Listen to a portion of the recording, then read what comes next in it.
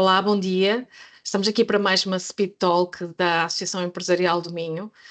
Desta vez, hoje com o António Valente, da Aiming, e com o Pedro Silva, aqui da IBM. Sejam bem-vindos, antes de mais, por estarem a participar nesta Speed Talk também.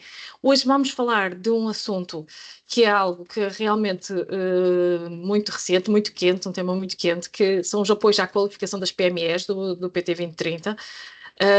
E eu vou passar aqui a palavra ao António Valente, antes de mais. Bem-vindo, António, e eu gostava de saber, já agora, só para iniciar também, gostava de saber, este aviso tem como foco a digitalização e sustentabilidade. Pode dar-nos aqui alguns detalhes, dar-nos mais detalhes como as empresas podem utilizar este aviso, já agora? Olá, Angélica. Antes de mais, permita-me cumprimentar-te, agradecer esta organização desta Speed Talk à Minho, cumprimentar também o Pedro e cumprimentar a IBM e toda a gente que nos está a ouvir. É para mim, efetivamente, um tema muito importante, clarificar quem nos está a ouvir relativamente a este aviso que, como estávamos a falar, abriu no dia 29 de maio e portanto, estamos neste momento já a realizar várias candidaturas e existem efetivamente algumas questões que têm de ser clarificadas. É importante percebermos que este aviso à qualificação é centrado na digitalização. Aliás, o aviso se chamasse incentivo à digitalização, também não era um nome errado. É um aviso que já vem naquilo que era o qualificação no âmbito do Portugal 2020 e, portanto, existem ações ou operações que devem estar enquadradas e que devem ser o fator preponderante no âmbito da candidatura. Eu destacaria as seguintes, porque me parecem as mais importantes, que são elas a inovação organizacional, portanto, as empresas, quando se propõem à realização deste tipo de candidatura, têm de ter a inovação organizacional por base, e essa inovação organizacional deve ter vários tipos de tipologias, tipo de despesas, no âmbito da digitalização e da transformação digital, onde, uma vez mais, destacaria investimentos no âmbito do enquadramento da cibersegurança, a proteção de dados, o melhorar os processos através da automação desses mesmos processos, o investimento em aplicações de inteligência artificial, como, por exemplo, CRM, chatbots, assistentes virtuais e tudo aquilo que o Pedro também, acredito eu, já nos irá dar um pouco de mais informação e de maior detalhe.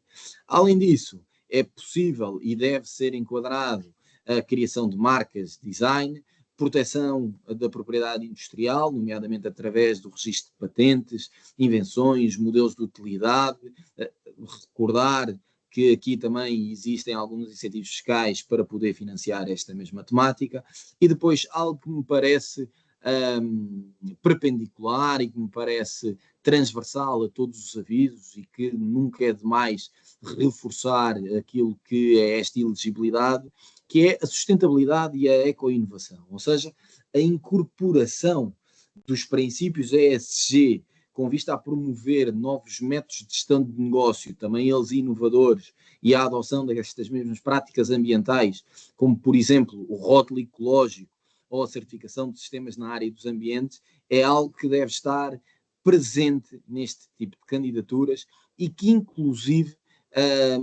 tem um mérito superior quando uma empresa submete uma candidatura. Se lerem o aviso com algum detalhe, vão ler que, inclusive, existe uma obrigatoriedade das empresas se enquadrarem em pelo menos duas destas tipologias, ou seja, a empresa pode, por exemplo, enquadrar aquilo que são os investimentos no âmbito da digitalização e da transformação digital, em conjunto com este enquadramento no âmbito da sustentabilidade e da eco-inovação. E, portanto, destacar estes mesmos enquadramentos porque me parecem muito, muito importantes e, mais uma vez, é uma excelente oportunidade para as empresas financiarem estes mesmos investimentos. Esta candidatura está dividida em duas fases, está bem? Portanto, tem uma fase que termina dia 31 de outubro e depois tem outra fase que termina a 30 de janeiro de 2025 e tem uma dotação de 18 milhões de euros.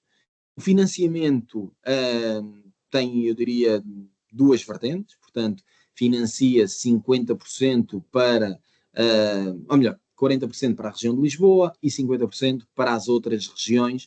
É mais fácil assim explicar, portanto, mais uma vez digo, as empresas que estão presentes no T2, Lisboa e Val do Tejo, são financiadas a 40% a fundo perdido, as restantes a 50% a fundo perdido, onde os custos elegíveis, e isto é efetivamente aquilo que as pessoas que me estão a ouvir querem cada vez mais ouvir, são os custos de equipamentos para a aplicação destes novos métodos organizacionais que tive a oportunidade de referir antes, são os custos salariais com a contratação de recursos humanos qualificados, incluindo o salário base e encargos sociais até ao limite de 2.250 euros, os custos com a subcontratação no âmbito da consultoria especializada, como por exemplo a IBM, é também um custo elegível, e depois, naturalmente, como também tive a oportunidade de referir anteriormente, os custos na obtenção, na validação e na defesa de patentes, como os registros de propriedade industrial, são também despesas elegíveis. Portanto, eu resumiria que todos os custos com CAPEX e os salários das duas pessoas que são e que devem estar incorporadas no âmbito da candidatura são elegíveis no âmbito ou de 40% ou de 50%, de acordo com a localização dos investimentos. Só para terminar, e acho que é importante dizer que neste aviso, o ano pré-projeto, portanto, existe uma comparação entre aquilo que é o ano pré-projeto e o final do projeto, sobretudo para fazer esta mesma avaliação no que concerne aos indicadores de realização. O ano pré-projeto é o ano de 2023, está bem?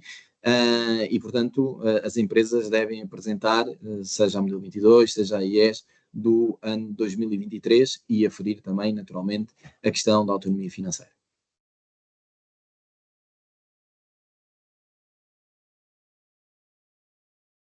Estás em mute, Angélica. Estás a falar? Peço desculpa, muito bem, obrigada pela atenção. Eu gostaria de reforçar aqui que, se eventualmente for surgindo alguma questão, podem colocar, levantar a mão ou colocar por escrito que nós iremos responder garantidamente. Nós não, neste caso o António ou o Pedro irão responder garantidamente. Portanto, já agora, António, então, quais são os principais pontos que as empresas têm de assegurar para aumentar a percentagem de sucesso na obtenção deste financiamento? E já agora, ao beneficiar deste aviso, posso também candidatar-me a outros? Diga-me, António, não sei se... Começar talvez pelo fim, porque é importante desmistificar Sim. este tipo de questões e este tipo de dúvidas. As empresas podem e devem, sempre que possível, acumular os benefícios fiscais com os incentivos financeiros. Portanto, há pouco, quando referenciei a questão do rótulo ecológico ou a questão da sustentabilidade, as empresas podem, e mais uma vez digo, devem, enquadrar esses investimentos, por exemplo, no CIFID. Os investimentos, por exemplo, no âmbito daquilo que é a aquisição de CAPEX, podem e devem ser enquadrados, desde que tenha elegibilidade, no âmbito do REFAI.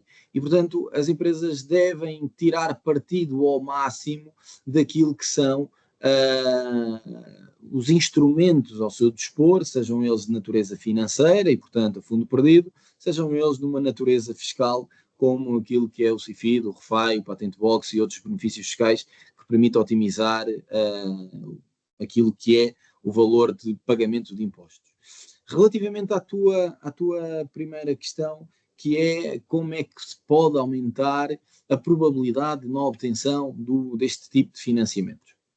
É importante quem nos está a ouvir perceber que as candidaturas são avaliadas numa escala de 0 a 5 e que temos uma dotação de 18 milhões de euros e que temos inúmeras empresas, PMEs, a candidatarem-se para terem acesso a este tipo de apoios. Portanto, aquilo que o empresário tem de perceber quando estabelece uma candidatura é trabalhar no sentido de, numa primeira instância, a candidatura ser realista. Não nos adianta de nada estar a pôr objetivos que não são reais, só para garantir, mas ao mesmo tempo fazer este trade-off de garantir que temos um mérito adequado, porque as candidaturas são avaliadas de 0 a 5 e, portanto, quanto mais perto de 5, melhor é. E com isto, temos de avaliar aquilo que está presente em sede de candidatura, em sede de aviso, que qualquer pessoa pode consultar e que, inclusive, nos podem contactar para tirar qualquer tipo de questão. É importante verificar quais é que são estes mesmos pontos que podem conferir mais mérito ao aviso, nomeadamente, e há aqui um ponto muito importante, é a questão dos domínios de competitividade abrangidos no âmbito das atividades apoiadas, ou seja, aquilo que eu há pouco referi, se uma empresa faz uma candidatura apenas na digitalização e na sustentabilidade, esta empresa vai ter uma nota inferior no âmbito daquilo que é o mérito, quando comparado com uma empresa que vai fazer certificações, digitalização, patentes e sustentabilidade. Porquê? Porque esta segunda empresa tem um enquadramento maior no âmbito daquilo que são os domínios da competitividade e que estão presentes neste mesmo aviso. E isto é algo que é muito importante. Portanto, a empresa, quando estabelece uma candidatura, tem de estabelecer uma candidatura com uma estratégia adequada, não alterando aquilo que é a estratégia empresarial, porque essa é naturalmente prioritária quando comparada com o aviso, mas temos de desenhar a estratégia da candidatura de acordo com aquilo que efetivamente está estabelecido. E depois, um indicador que está muito presente neste mesmo aviso e que é importantíssimo garantir, são os empregos qualificados. Ou seja, este tipo de apoios são apoios que querem diminuir o quê? Querem diminuir as importações e querem aumentar, sobretudo, as exportações. Portanto, é importante nós garantirmos que as empresas vão ter um incremento daquilo que é o volume de negócios, seja ele nacional, seja ele internacional, e também o número de postos de trabalho qualificados. E quando eu digo qualificados, com todo o respeito por todas as pessoas, são as pessoas que têm no mínimo uma licenciatura, portanto estou a falar de licenciaturas, mestrados ou doutorados. E aqui é importante dizer que se consideram estes mesmos postos de trabalho com uma licenciatura no mínimo, antes, portanto no ano pós-projeto, a comparar com o ano pré-projeto, que é o ano 2023. Resumindo, e sendo um bocadinho mais assertivo, eu tenho uma empresa que tem, imaginem, 60 postos de trabalho, e é medir aquilo que é o 2023 e depois o final do projeto, que em princípio será o ano de acordo com aquilo que for o tempo de duração do projeto, pode ir até 2 meses, mas será o 2027 ou 2028, mas é fazer esta mesma diferença, seja no âmbito daquilo que são os postos na sua totalidade, seja no âmbito daquilo que são os postos no mínimo com uma licenciatura. E este ponto é muito, muito importante.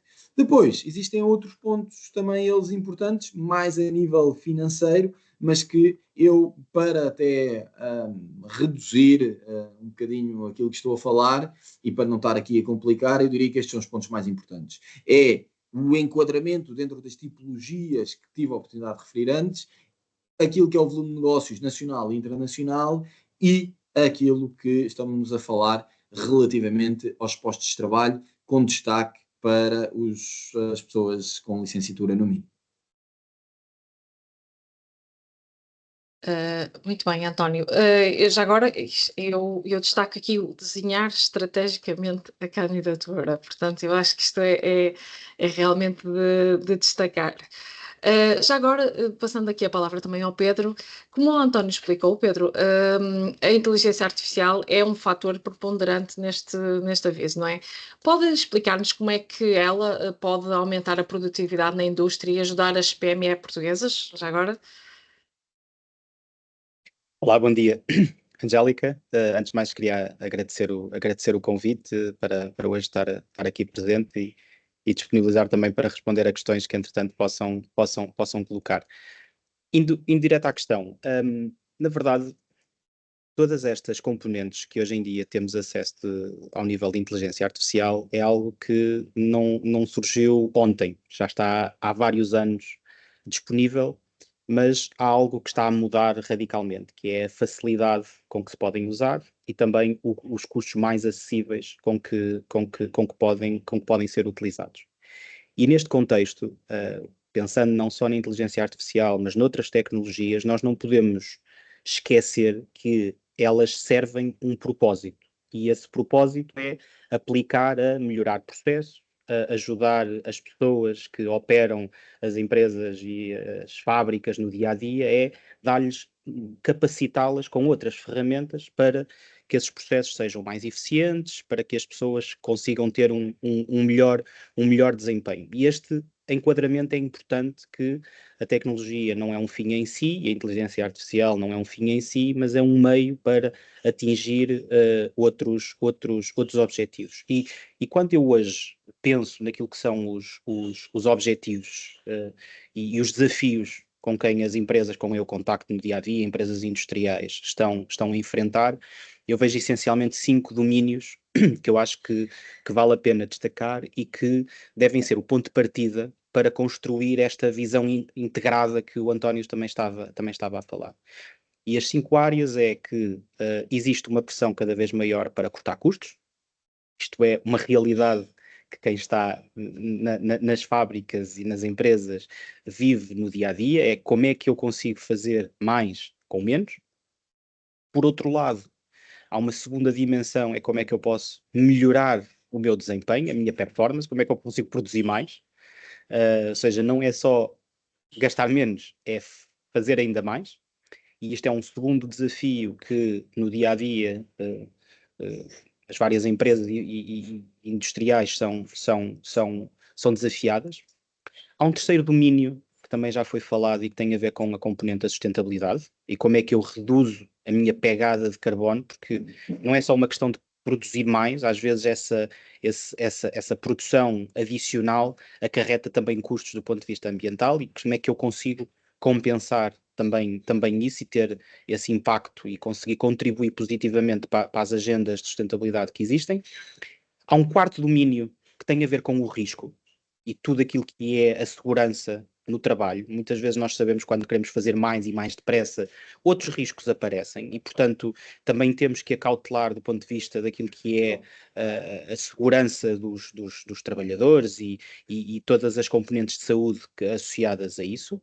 E, portanto, e depois há um quinto domínio que também eu vejo a impactar muito as indústrias hoje em dia, que tem a ver com a componente da força de trabalho, com pessoas cada vez com muita experiência, digamos assim, dentro das empresas, mas que vão sair daqui a não muito tempo, que têm muito conhecimento acumulado em si e uma dificuldade em recrutar pessoas para trabalharem no chão de fábrica. Estamos a falar de engenheiros de processo, há bocadinho o António estava a falar de pessoas com licenciaturas com mestrado, engenheiros de processo, engenheiros de fiabilidade, manutenção, etc. A dificuldade de atrair pessoas para o chão de fábrica. E, portanto, estas 5 dimensões que eu revejo: custo, performance, portanto, produção, sustentabilidade, risco e força de trabalho, são os 5 desafios que eu vejo de forma diferente em diferentes empresas, mas que eu vejo como sendo os desafios que é necessário responder. E voltando ao meu ponto inicial, a tecnologia, entre as quais a inteligência artificial, deve ter em mente como é que responde a estes desafios e não surgir num vácuo de algo que é muito interessante, muito giro, como um novo smartphone que eu posso comprar, porque é interessante eu mostrar que tenho um novo smartphone, mas no dia a dia as empresas não vivem assim e têm que viver dos resultados que produzem, do valor que criam para a economia, para os seus acionistas, para os seus trabalhadores, e portanto estes são os desafios que a tecnologia pode de facto ajudar. E aquilo que nós temos visto é uma desconexão entre aquilo que é a realidade do chão de fábrica e aquilo que são muitos dos investimentos que já existem no chão de fábrica, em processos de automação, no chão de fábrica, sistemas de apoio à gestão, à produção, à manutenção, etc. E aquilo que são algumas tecnologias de IT, como nós chamamos, o OT e o OT, não é? Tecnologia de chão de fábrica, tecnologia de sistemas de informação, como seja o meu sistema de apoio à gestão, o meu para a contabilidade, para a gestão dos meus processos de compras, de vendas, de planeamentos da produção, etc. Não é? E existe, aquilo que nós vemos é uma desconexão entre estas duas realidades. E o caminho tem que ser necessariamente que estas duas realidades se aproximem, não é? E eu, se calhar, quanto a isso, queria só partilhar aqui desculpem partilhar um slide, só porque eu acho que às vezes uma imagem vale mais que 1000 palavras. E para, assumindo que muitas das pessoas... Oi, que não é isto, desculpem. Acho que não é isto. Olhei o ecrã errado. Estão a ver o meu ecrã? Desculpem, se calhar era. Estavam a ver um slide, não estavam? Peço desculpa. Estávamos a ver um slide, sim. Peço desculpa. É que eu achei que estava a Mas não partilhar sei uma se outra era coisa. esse. É este, é este, é este. É? Pronto. Portanto, aquilo que nós vemos aqui, e talvez estejam aqui algumas pessoas que também conhecem, se calhar às vezes o mundo mais de chão de fábrica, ou o mundo mais dos sistemas de gestão, aquilo que nós vemos é que cá em baixo, né, isto é uma cadeia, né? Ou seja, onde nós temos todas as nossas máquinas que estão a operar no chão de fábrica, muitas delas já estão a produzir dados, nós temos DCS, controladores, PLCs, controlam toda a operação dessas máquinas. Podemos até ter sistemas de apoio à execução, e depois cá em cima temos aquilo que são os nossos sistemas de gestão. Pode ser SAP, pode ser, enfim, tem aqui, pode ser Primavera, pode ser, enfim, outros tipos de sistemas de gestão. E o que acontece é que levar dados, um manancial de dados que é produzido à volta de todos estes sistemas, de cá de baixo lá para cima, é muito caro. É muito caro pegarem todos os dados que existem no chão de fábrica e levá-los para os meus sistemas de gestão. É caríssimo, porque muitos deles não só requer muita integração e requer custos de armazenamento, muitos deles às vezes na nuvem. Portanto, tudo isto é muito caro, ok? E isso faz com que haja bloqueios a fazer mais com os dados, porque são os dados que me vão permitir aplicar inteligência artificial, e não querendo fugir à pergunta, para otimizar estes meus processos e responder àqueles desafios que eu inicialmente falei. E, portanto, a visão que nós temos é passar os dados para o lado, ou seja, passar os dados aqui para o lado, empurrá-los aqui para a direita, para que seja uma plataforma, mais uma vez, como o António estava a falar, uma plataforma que permita servir os diferentes níveis destas cadeias, mas que permita dar resposta e utilizar os dados para dar respostas àqueles desafios que nós identificamos. E a construção desta plataforma e ter uma visão para a construção desta plataforma, ainda que ela possa ser construída pé ante pé, é algo muito importante, e daí que a visão estratégica é fundamental quando nós começamos uma jornada desta natureza. E, portanto, esta plataforma o que é que me permite? Okay? Permite-me, por exemplo, e respondendo agora também aos temas mais de inteligência artificial, se eu tiver dados, e peço desculpa dos slides estarem em inglês, mas se eu tiver dados, se eu tiver os meus processos e as minhas operações a serem combinados, eu posso atacar, por exemplo, tudo aquilo que é o meu OE.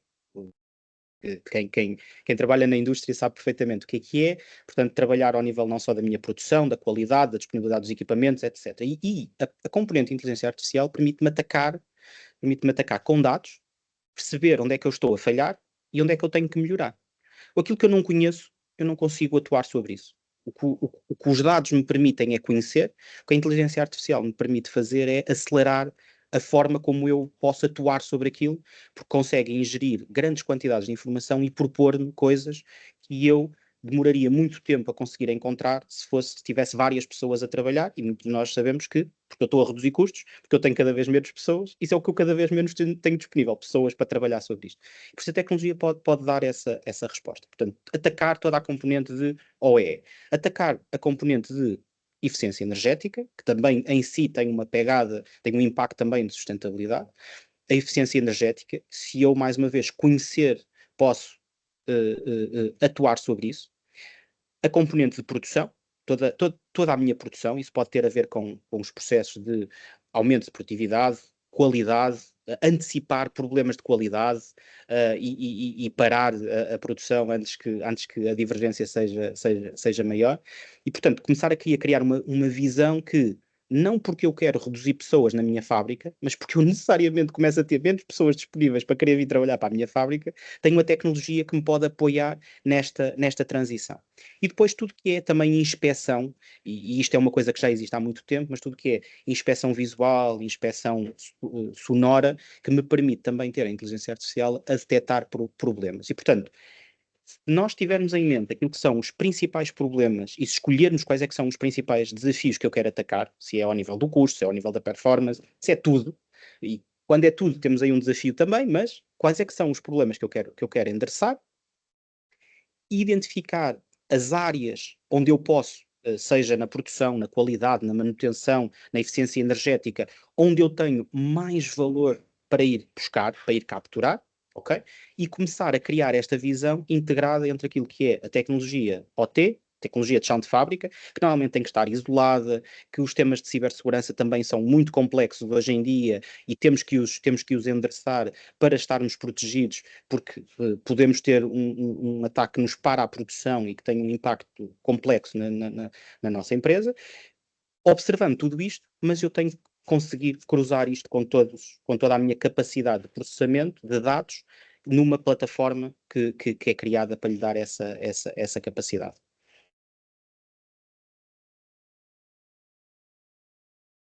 Angélica, não sei se respondi à questão. Sim, respondeu. Peço desculpa, porque estava aqui a bloquear um pouco a internet também. Portanto, eu gostaria já agora, eu não sei, eu agradeço a explicação. O Pedro, são muitos os desafios para as empresas aqui, portanto, o desempenho, os custos, a sustentabilidade, portanto, os riscos, a força de trabalho, Isso. estamos a falar aqui de muitos. Eu já agora gostaria de saber se tem alguns casos de sucesso que poderia partilhar Sim, connosco e com quem nos está a ouvir. sim, é uma boa questão. Essencialmente, há quatro dimensões que resumem as principais áreas onde nós podemos atuar e onde depois saem casos de uso. Eu até posso, tinha aqui este outro slide, onde, e eu já referi um pouco isto, que é, estas quatro dimensões têm a ver com disponibilidade dos meus equipamentos.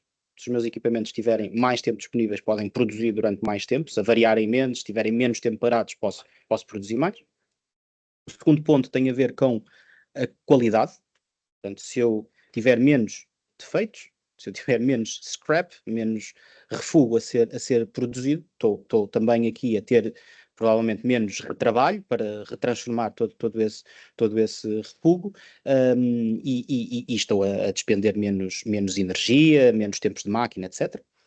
A componente de energia, mais uma vez também já falei de eficiência energética, e depois a componente de produção, como é que eu produzo mais, com a disponibilidade que eu tenho dos equipamentos, como é que eu, por exemplo, minimizo todas as mudanças de formato que eventualmente possam existir. Enfim, as indústrias são diferentes, há umas que têm processos mais complexos de produção, mas um dos exemplos é todo o processo de mudança de formatos de produtos que são feitos, como é que eu posso otimizar toda a minha sequenciação de produção, toda a minha alteração dos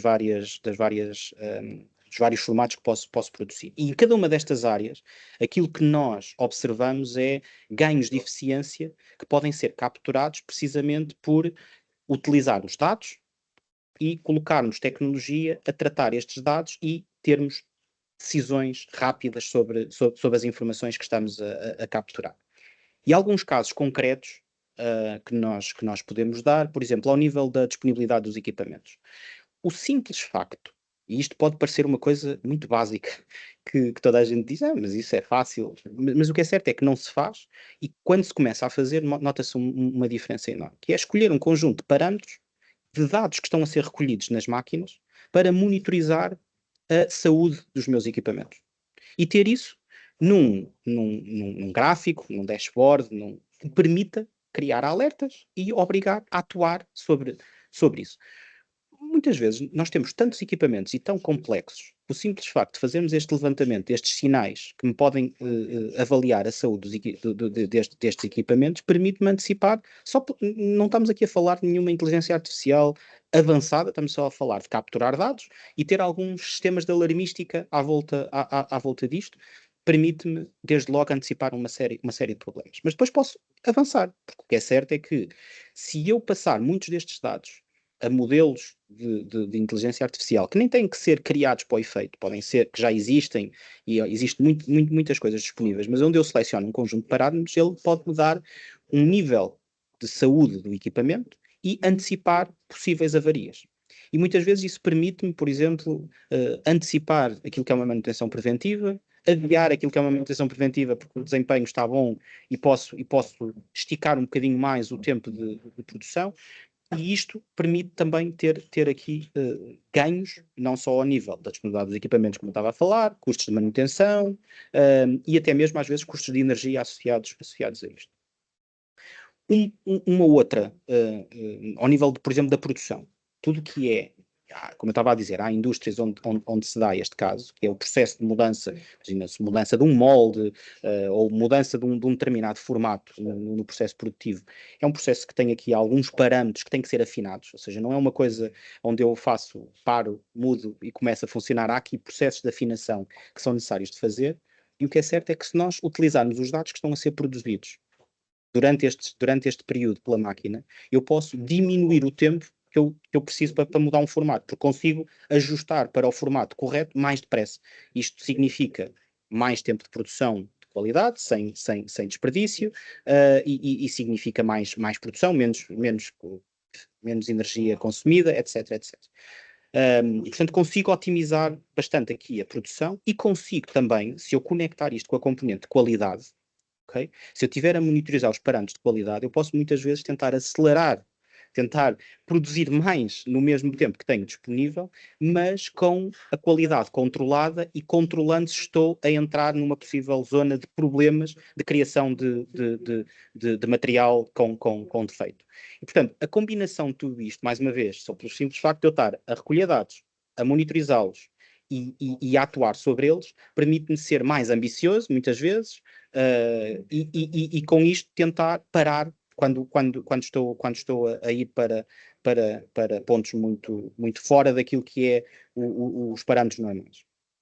Ao nível da eficiência energética, já agora também dizer que é muito comum em várias empresas com quem trabalhamos, que estes dados muitas vezes já existem e encontra-se muitas áreas, muitos pontos de interrogação quando se começa a olhar para os dados, mas porquê é que eu estou a gastar tanto nesta área de luz, de água, às vezes de gás também, de utilities? Porquê é que eu estou a gastar tanto? E isto, às vezes, são simplesmente um alerta que permite depois investigar, atuar sobre isso e trazer poupanças substanciais. Mais uma vez, recordo, se eu não sei o que é que se passa, eu não posso atuar sobre aquilo que se passa.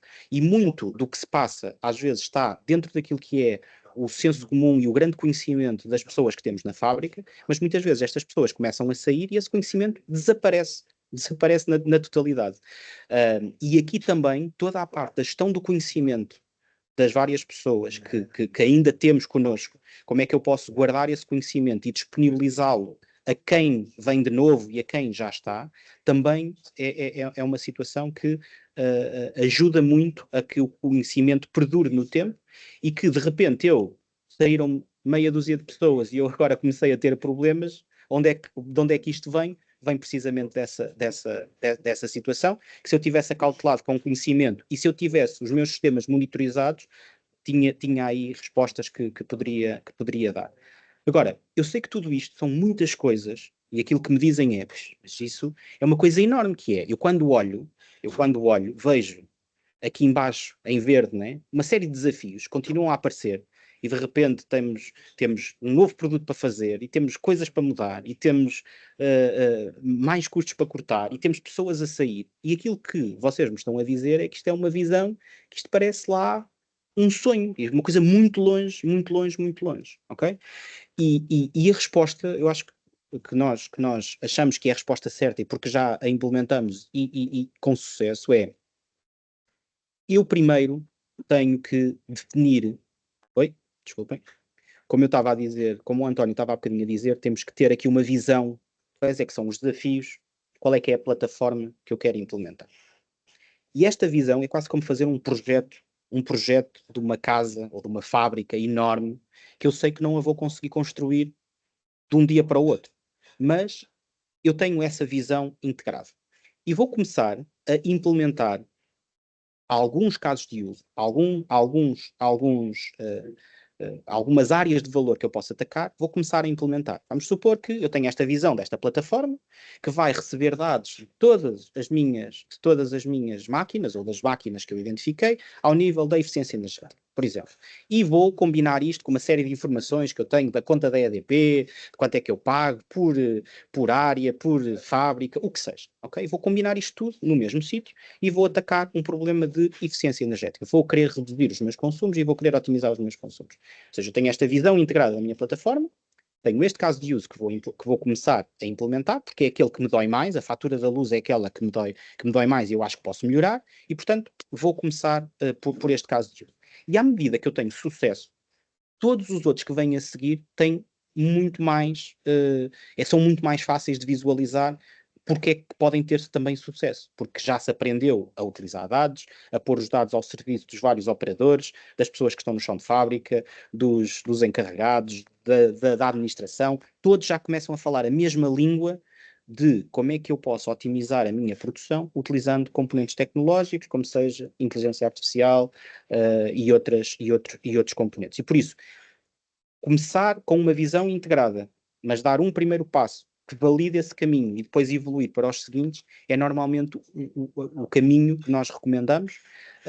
E já agora, dizer só aqui mais um ponto, porque há bocadinho o António estava a falar sobre benefícios fiscais e sobre incentivos. Muitas vezes estas plataformas até já podem existir disponíveis, mas outras vezes nós estamos a falar de coisas que podem ser relativamente simples, como eu posso criar uma base de dados que pode recolher muitos dados, eu tenho que filtrar os dados que vou estar a pôr lá, essa base de dados pode estar em cloud, que utiliza um conjunto de componentes de inteligência artificial que estão disponíveis para trabalhar sobre esses dados. E, portanto, desenhar todo este componente de inovação, e se nós estivermos a falar de que este trabalho seja feito também, se for feito internamente, tem os benefícios que o António também já falou, mas também recordar que existem entidades, e nós, por acaso, e a nossa afiliada, a Softinsa, também temos esse certificado de idoneidade para investigação e desenvolvimento. Podemos montar muitas vezes estas plataformas e ter um potencial extra em sede CIFID, neste caso em particular, ou que pode ajudar a recuperar os investimentos que estão a fazer. Existem várias entidades com este enquadramento, nós também o temos, e porque não são plataformas, porque não há, e perdoem-me a expressão em inglês, one size fits all, não há uma solução única para todos, igual para todas, e por isso é que estamos a falar de uma plataforma que tem que estar adaptada à realidade de cada empresa, que tem que crescer em cima de todos os investimentos tecnológicos que já existem. E essa plataforma, quando eu vou pôr os dados ao lado, é algo que vai ser muito adaptado à realidade de cada um, tem que ter esta visão integrada, começar pequeno e escalar, e aproveitar todos os incentivos que existem à volta de construir estas plataformas, porque os desafios estão aí e têm que ser respondidos, porque a nossa competitividade também depende de responder a esses desafios. Muito obrigada, Pedro. Como dizia o António no início, não é? Isto chama-se os apoios à qualificação das PME, mas podia perfeitamente ser incentivar a digitalização, não é? E realmente as empresas necessitam muito de investir e de tratar dessa parte. Eu agradeço a participação dos dois. Já agora temos já uma questão e está aberta aqui, no fundo, agora o António e o Pedro estão disponíveis para que lhes possam colocar todas as questões, todas as dúvidas que possam existir, portanto estejam à vontade também para perguntar. E temos aqui já uma do Rui Souza, que eu penso que até será mais para o António. Já agora, o que acham, ou para os dois, dos investimentos mínimos serem de 200k, portanto 200 mil, o que é que acha disso, António? Acho que é um tema. Efetivamente, existe uma obrigatoriedade do investimento total ser no mínimo 200 mil euros, mas reparem, os salários das pessoas até o limite de 2.250 euros são financiados. Portanto, só aqui, dependendo daquilo que é o valor, temos uma totalidade de investimento, dependendo mais uma vez daquilo que for o valor que a pessoa irá oferir, mas entre os 100 a 120 mil euros. A questão dos investimentos, que o Pedro já teve a oportunidade de dizer, num período de 2 anos, para fazer os restantes 80 mil, a somar a isto a questão das certificações, a questão da consultoria de sustentabilidade, a questão dos custos de patentes, a questão de inovação organizacional, marketing, etc., etc., em 2 anos. Uma PME, sobretudo, não significa, não única e exclusivamente, mas sobretudo na área da indústria, ter um investimento de 200 mil euros nestas áreas todas que tive a oportunidade de dizer, a meu ver, é um não tema e temos várias candidaturas muito, mas muito superiores a 2 anos. Desculpem, é 200 mil euros. Muito bem. Já agora o Rui Sousa também pergunta aqui, mas a admissão de 2 recursos é obrigatória, portanto... Não é obrigatória, como nada no âmbito deste tipo de avisos é obrigatória, à exceção de algumas coisas, mas é altamente sugerida. Também tendo em conta a questão do mérito, tendo em conta até do aproveitamento daquilo que é o financiamento a fundo perdido, e aqui entre nós, quem é que não gostava de ver os salários dos seus funcionários subsidiado numa percentagem de 40% ou de 50%? Eu gostava de ter os meus. Muito bem. O Rui agradece aqui também. Eu não sei se já agora estejam à vontade, não necessita ser por escrito, se alguém quiser colocar alguma questão, se quiser falar, aproveitar que temos aqui o António e o Pedro para poder esclarecer. Temos aqui mais uma questão, desta vez de João Vieira. Portanto, diz, relativamente às despesas com sustentabilidade e eco-inovação, incorporação nas empresas dos princípios do ESG, poderiam desenvolver mais que tipo de despesas conseguimos enquadrar e como é feito? Temos de elaborar o relatório antes de submeter a candidatura e depois enquadrar essas despesas previstas no ESG? Portanto, eu não sei se consegue ler a questão. Consegue ler Sim, sim, também? sim. Sim. Não, isto é importante. Não há nenhuma despesa que seja elegível antes da submissão da candidatura, está bem? Portanto, nós quando submetemos a candidatura temos de recolher orçamentos nas despesas que já tive a oportunidade de dizer. Submetemos a candidatura e as despesas só são elegíveis no dia seguinte à submissão da candidatura, está bem? Dependendo daquilo que for a data do início do projeto, mas a data do início do projeto só pode ser a posteriori da submissão. Portanto, aquilo que eu respondo ao João é efetivamente isto, ou seja, todas as despesas no âmbito de que referiu, seja o relatório de sustentabilidade, seja o carbon footprint, seja a análise de dupla materialidade, seja a orientação no âmbito das SRDs, seja tudo aquilo que está relacionado com a sustentabilidade e a eco-inovação, devem estar incluídas em sede de candidatura. A candidatura depois é aprovada e subcontratam isto a uma entidade externa, nomeadamente a Aiming, mas existem outros players no mercado, mas naturalmente que nós somos um player muito forte nesta mesma área. Muito bem. Já agora, no fim desta sessão, nós iremos partilhar com as pessoas que estão a assistir os contactos dos oradores também. Portanto, fica aqui essa informação. Portanto, qualquer questão que possam querer esclarecer com a Aiming, será partilhado o contacto também do António. Temos aqui outra questão de Andriele Cardoso, que diz quais são os CAIs elegíveis no âmbito deste aviso. Portanto, eu não sei... Não existem CAIs propriamente elegíveis, está bem? Ou seja, aquilo que são as entidades que são elegíveis são todas as micro, pequenas e médias empresas, está bem? Sem distinção de CAIs. Recordo, para quem nos está a ouvir, que ao abrigo da legislação são PMEs, são pequenas e médias empresas, todas as empresas que faturam até 50 milhões de euros e têm no máximo 250 funcionários. Portanto, têm este limite e são elegíveis todas as que estão para baixo. Agora, pela tipologia de despesas, pela natureza daquilo que são os investimentos, até por a questão da redução das importações, aumento das exportações, é importante que as empresas tenham ou que se estejam a preparar para mercados internacionais ou que já tenham essa abertura a mercados internacionais. Por exemplo, e mais uma vez digo, com todo o respeito por toda a gente, um café não se pode candidatar a um investimento deste género.